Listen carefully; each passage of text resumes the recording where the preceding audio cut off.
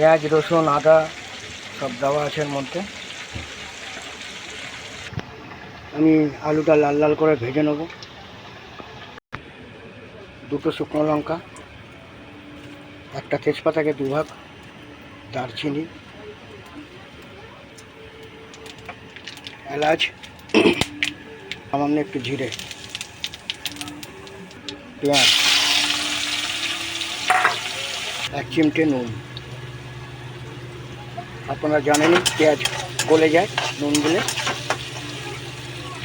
একটা টমেটো 4 ভাগ।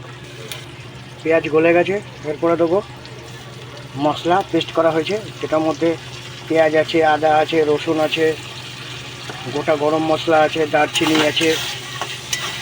আমি সব ডবল ডবল করে দিই। প্রথম দেবো 1 চামচ নুন, কেন নুন আগে দেওয়া হয়েছে। 1 চামচ জিরে পাউডার, 1 চামচ ধনে পাউডার, 1 চামচ লঙ্কার গুঁড়ো, 1 চামচ হলুদের গুঁড়ো, সামান্য একটু জল, লঙ্কার গুঁড়ো। আমি চিকেন নিয়ে এসেছি, নুন আর হলুদ লাগিয়ে রেখেছি। আমি মাংসটা ভেজে নিচ্ছি।